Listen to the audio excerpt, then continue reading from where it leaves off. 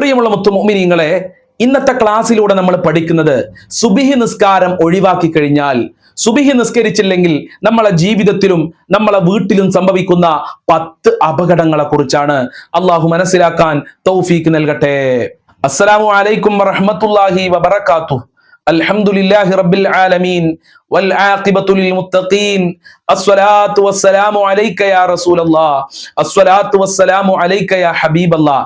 ദാറുൽ മുബീൻ മജ്ലിസ് കാണുന്ന പ്രിയമുള്ള മുത്തുമുഅ്മിനീങ്ങളെ, നിങ്ങളെ എല്ലാവരെയും നമ്മളെ ക്ലാസ്സിലേക്ക് ഹൃദ്യമായി സ്വാഗതം ചെയ്യുകയാണ്. അള്ളാഹു നമ്മളെ മുറാദുകൾ ഹാസിലാക്കി തരട്ടെ, നമ്മളെ വിഷമങ്ങൾ അകറ്റി തരട്ടെ. ധാരാളം ആളുകൾ ദുആ കൊണ്ട് വസിയത്ത് ചെയ്തിട്ടുണ്ട്. അവരെ ആഗ്രഹങ്ങൾ നിറവേറ്റണേ അല്ലാ, പ്രയാസങ്ങൾ അകറ്റി കൊടുക്കണേ അല്ലാ. എല്ലാവർക്കും റാഹത്തല്ലേ? എല്ലാവർക്കും സന്തോഷല്ലേ?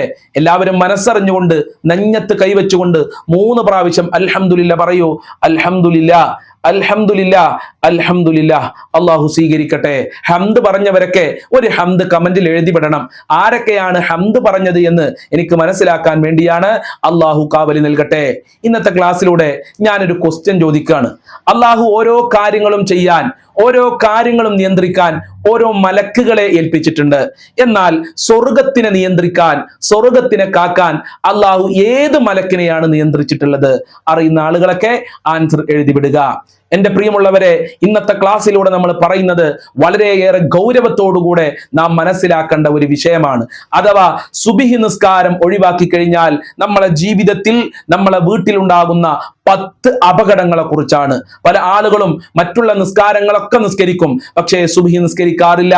സുബിഹി ഖളാ ആക്കുന്ന ഒരുപാട് ആളുകളുണ്ട്. അവർക്ക് ഉണ്ടാകുന്ന 10 അപകടങ്ങളെ കുറിച്ചാണ് ഇന്നത്തെ ക്ലാസ്സിൽ നാം ചർച്ച ചെയ്യുന്നത്. അള്ളാഹുവെ, കൃത്യമായി സുബിഹി നിസ്കരിക്കാൻ, മറ്റുള്ള നിസ്കാരങ്ങൾ നിസ്കരിക്കാനുള്ള മനസ്സ് ഞങ്ങൾക്ക് നൽകണേ റബ്ബേ. ഒരാള് സുബഹി നിസ്കാരം ഖളാ ആക്കി കഴിഞ്ഞാൽ അവൻ കപട വിശ്വാസിയായി മാറും. യഥാർത്ഥ മുസ്ലിം എന്ന് അവനെ കുറിച്ച് പറയാൻ പറ്റൂല. കണ്ടോ? ഒരാള് സുബഹി നിസ്കാരം ഖളാ ആക്കിയാൽ, ഒരാള് സുബഹി നിസ്കാരം ഒഴിവാക്കിയാൽ അവൻ കപട വിശ്വാസിയായി മാറുകയാണ്. മുനാഫിക്ക് എന്നാ പറഞ്ഞത് ഹബീബായ റസൂലുള്ളാഹി സ്വല്ലല്ലാഹു അലൈഹി വസല്ലം തങ്ങൾ. അഫ്കലു സ്വലാത്തി അലൽ മുനാഫിഖീന സ്വലാത്തുൽ ഇശാഇ സ്വലാത്തുസ് സുബ്ഹി.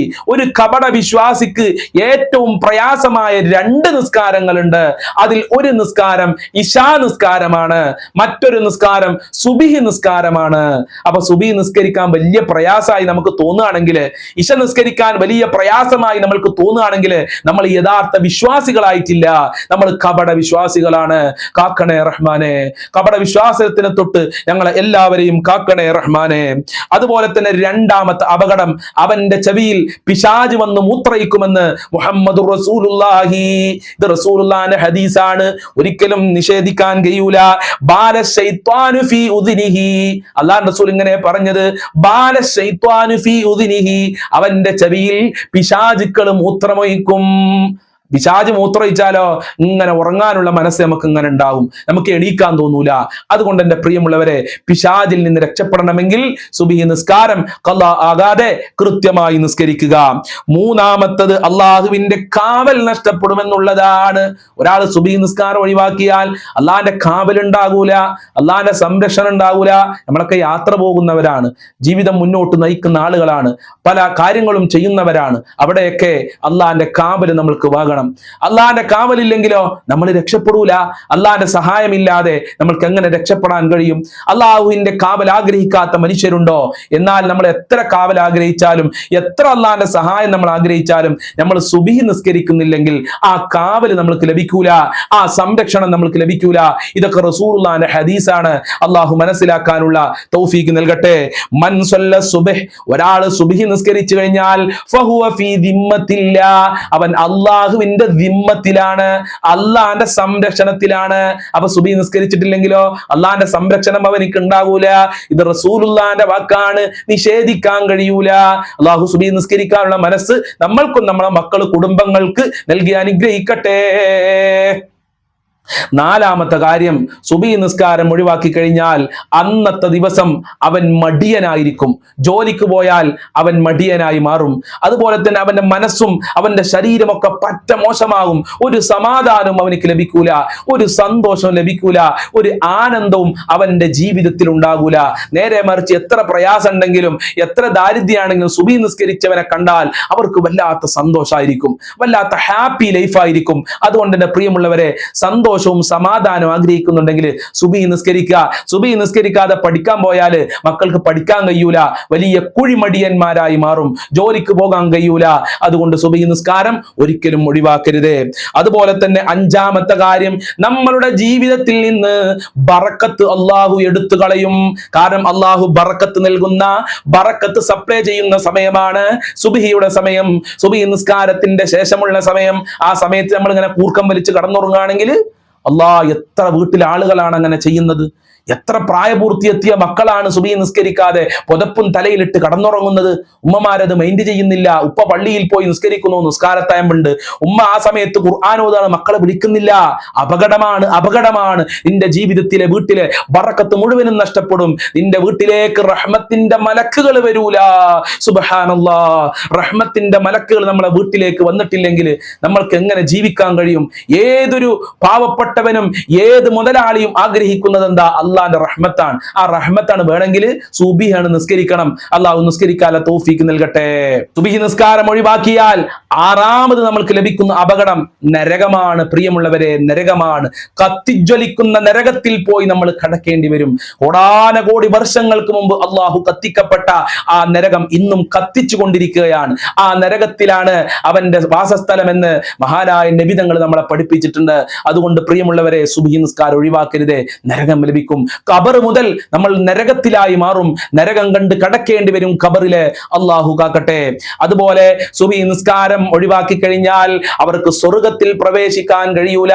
സ്വർഗത്തിന്റെ സ്മെല്ല് പോലും അവർക്ക് ലഭിക്കുകയില്ല. സ്വർഗം കാണാനോ സ്വർഗത്തിന്റെ സ്മെല്ലോ അവർക്ക് അല്ലാഹു സുബ്ഹാനഹു വ തആല നൽകുകയില്ല. അല്ലാഹു കാക്കട്ടെ.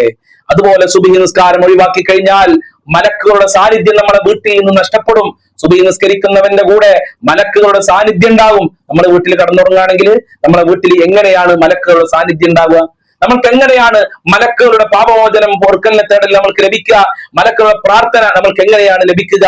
അതുകൊണ്ട് തന്നെ പ്രിയമുള്ളവരെ, സുബഹി നിസ്കാരം കൃത്യമായി നമ്മളും നമ്മളെ മക്കളും നിസ്കരിക്കണം. മക്കളോട് ഉപദേശിക്കണം. ഖൂ അൻഫുസകും വഅഹ്ലീകും നാറ, നീ നിന്റെ ശരീരത്തിനെയും നിന്റെ കുടുംബക്കാരെയും നരകത്തിനെ തൊട്ട് കാക്കണേ എന്ന് അള്ളാഹു പരിശുദ്ധ ഖുർആനിലൂടെ നമ്മളെ പഠിപ്പിച്ചിട്ടുണ്ട്. അപ്പൊ സുബഹി നിസ്കാരം ഒഴിവാക്കി കഴിഞ്ഞാൽ മലക്കുകളുടെ സാന്നിധ്യം നമ്മളെ വീട്ടിലേക്ക് ലഭിക്കുകയില്ല. റഹ്മത്തിന്റെ മലക്കുകൾ വരൂല. ഒരു മലക്കുകളുടെ സാന്നിധ്യവും നമ്മളെ വീട്ടിൽ ലഭിക്കൂല. അള്ളാഹു കാത്തുരക്ഷിക്കട്ടെ. അതുപോലെ തന്നെ പരലോകത്തെ പ്രകാശം നമ്മൾക്ക് നഷ്ടപ്പെട്ടു പോകും. പരലോകം നമ്മൾക്ക് ഇരുട്ടായി മാറുകയാണ്. ഹിസാബ് നമ്മൾക്ക് വല്ലാത്ത പ്രയാസമായിരിക്കും. നന്മതിന്മ തൂക്കുന്ന സമയത്ത് നമുക്ക് പ്രയാസമായിരിക്കും. അർശിന്റെ തണൽ നമ്മൾക്ക് ലഭിക്കുകയില്ല. ഹൗദുൽ കൗസർ നമ്മൾക്ക് ലഭിക്കുകയില്ല.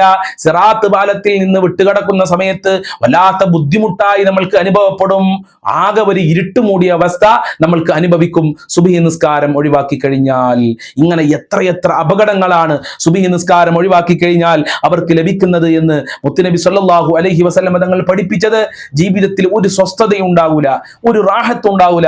എന്ത് ചെയ്താലും പരാജയമായിരിക്കും. കച്ചവടം ചെയ്താൽ പരാജയം, ദാമ്പത്യ ജീവിതത്തിൽ പരാജയം, മക്കളുടെ വിഷയത്തിൽ പരാജയം, വീട് പണി തുടങ്ങി പരാജയം, വീടും സ്ഥലം വിൽക്കുകയാണെങ്കിൽ അവിടെയും തടസ്സങ്ങളായിരിക്കും. എന്റെ പ്രിയമുള്ളവരെ, സുബഹി നിസ്കാരം ഒഴിവാക്കിയ സുബഹി നിസ്കരിച്ചാലോ നല്ല റാഹത്തേക്കാരം, നല്ല സന്തോഷവും സമാധാനവും നമ്മളെ കൽബിന് അള്ളാഹു നൽകും. ആ കൂട്ടത്തിൽ അള്ളാഹു നാം എല്ലാവരെയും ഉൾപ്പെടുത്തി തരട്ടെ. 5 വക്ത് കൃത്യമായി നിസ്കരിക്കാനുള്ള മനസ്സ് ഞങ്ങൾക്ക് നൽകണേ അല്ലാ, ഞങ്ങളെ മക്കൾക്ക് നൽകണേ അല്ലാ, ഞങ്ങളെ കുടുംബങ്ങൾക്ക് നൽകണേ അല്ലാ.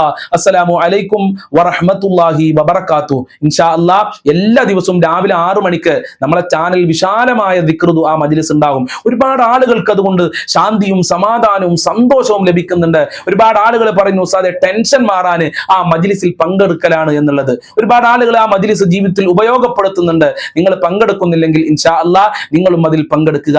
രാവിലെ 6 മണിക്ക് പങ്കെടുക്കാൻ പ്രയാസം ഉണ്ടെങ്കിൽ ഇൻഷാ അല്ലാഹ് നിങ്ങളെ തിരക്കൊക്കെ ഒഴിഞ്ഞിരിക്കുന്ന സമയത്തെങ്കിലും അതിൽ പങ്കെടുക്കുക.